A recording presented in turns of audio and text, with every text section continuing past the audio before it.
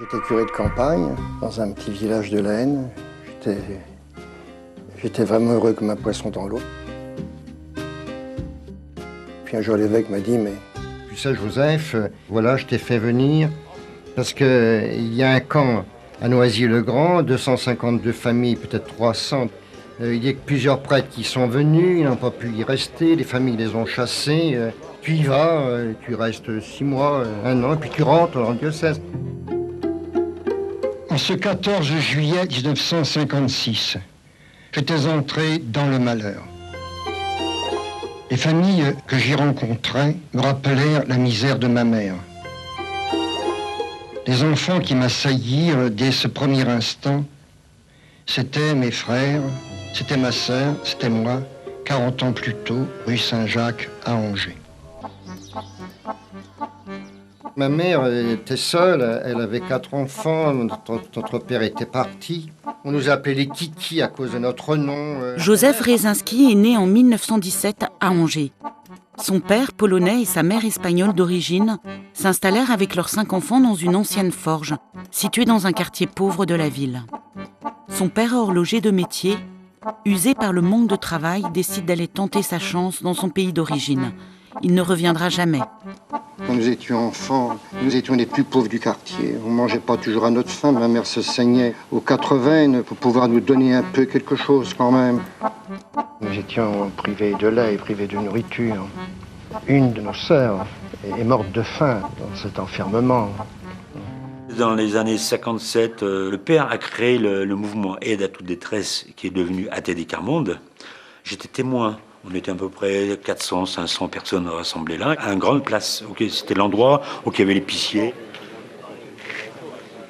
Le père Joseph disait, nous allons gravir les marches de l'ONU, les marches de l'Élysée, les marches du Vatican. Nous irons voir tous ces hommes politiques pour dire que vous êtes ici. Il y a tout un peuple qui se meurt, qui vit la misère.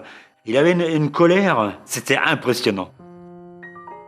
J'ai bien compris que tout ce que je pourrais faire ne servirait à rien s'il n'y avait pas un mouvement qui se donnerait comme objectif fondamental la destruction, n'est-ce pas, de la misère au milieu des gens les plus exclus. Je ne me proposais pas du tout une action de charité, une action, je dirais, de distribution de biens, étant donné que c'était ce dont j'avais le plus souffert de mon enfance.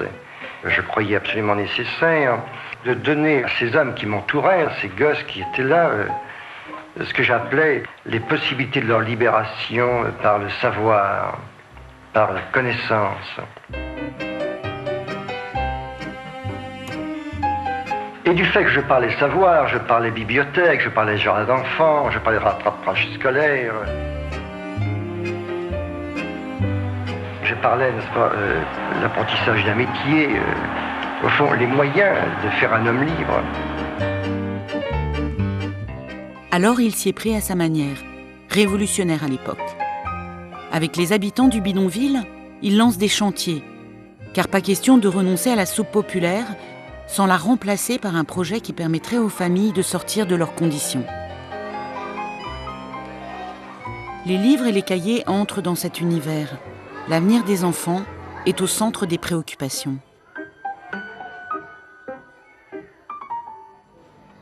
Des ateliers de mécanique, de menuiserie, permettent à certains de reprendre le goût du travail. Quant aux femmes, elles peuvent, elles aussi, exercer une activité et gagner un petit revenu.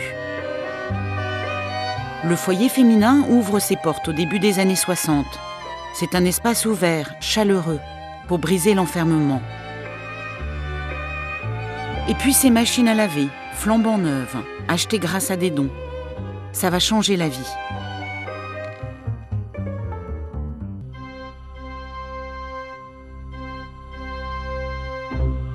Avec les hommes du camp, on a construit une chapelle.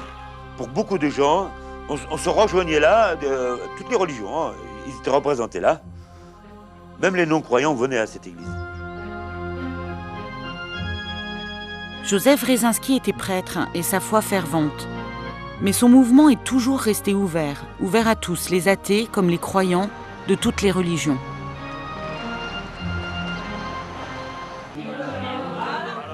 Face aux hommes politiques français, une personne a soutenu le Père Joseph. C'est Geneviève Antonius de Gaulle. On a gagné des choses. Quelle femme. Cette petite dame toute frêle, c'est une grande dame. Elle était venue voir ma mère du temps du bidonville à Noisy-le-Grand, quand j'étais enfant. Je m'en souviens très bien. Elle a toujours été avec nous. Elle est toujours restée avec nous. Et quand il le fallait, elle a présenté des personnes haut placées au Père Joseph.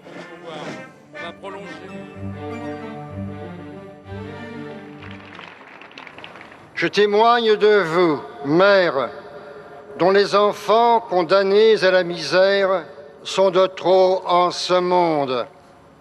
Je témoigne de vous, pauvres de tous les temps, et encore d'aujourd'hui.